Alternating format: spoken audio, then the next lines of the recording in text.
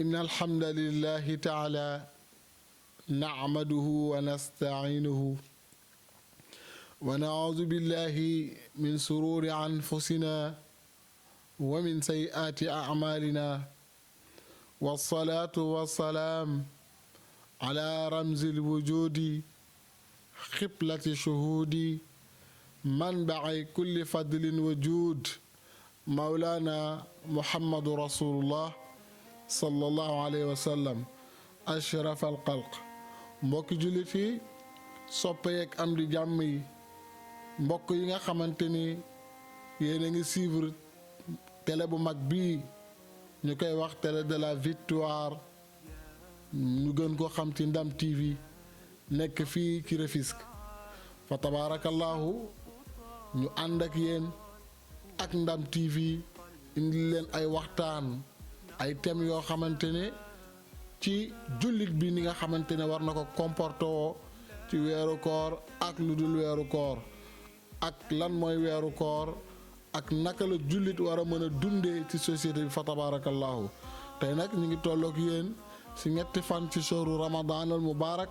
mbokk yi nga xamante ne yéen a ngi ànd ak ñun ci waxtaan wi nga xamante ne ñu ngi koy amal fii ci Ndam TV fa tabaarakallaahu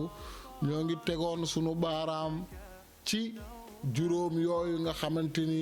ñëw na ca xadis ba ci ponk lislaam ñu toll woon ci ñeenteelu ponk ci ponk lislaam muy shahru ramadan al mubarak mbokk jullit yi ndax yenent bi waxoon na ne buniyal islaamu ala xamsin shahadati an la ilaha illa allah wa anna muhammadan rasulullah wa iqaami salaa wa itaayi zaka wa sawmi ramadan wa xajjil bayti liman istataa ilayhi sabila ñu toll woon ci nag li nga xamante ne mooy ñeenteelu ponk kon suñu la laajee yow jullit bi ne la lii ngay def muy koor lan mooy koor ak lu waral koor nga ne ko koor kat ponk la ci ponk lislaam yi ñu ne la koor ñaata ponk mooy ñaateelu ponk ci ponk lislaam nga ne weeru koor mooy ñeenteelu ponk ci ponk lislaam fa tabaarakallaahu kon weeru koor jullit bu ne war na la kon ñu bàyyi xel ne nekkul lu nit di caaxaane ndax ponk la ci ponk lislaam te képp ku ci bàyyi benn faqat hëdama diin màbb nga diin fa tabaarakallaahu yàlla waxoon ci alquran nag ne yaa ayyuhal lazina amanu yéen ñi nga xamante ni gëm ngeen yàlla kon looy wax koor képp koo xamante ne nee nga gëm nga yàlla farata la ci yow ndax loolu yàlla wax yéen ñi gëm yàlla kutiba aleykumu siyaam farataal naa ci yéen koor ki wax loolu nag mooy yàlla subhaanahu wa taala kutiba aleykumu siyaam kama kutiba comme ni nga ko farataalee ci ñi nga xamante ne ñoo leen fi jiitu woon ngir ngeen amee ci ragal yàlla la'allakum tattaquun kon koor bitu koor li nga xamante ne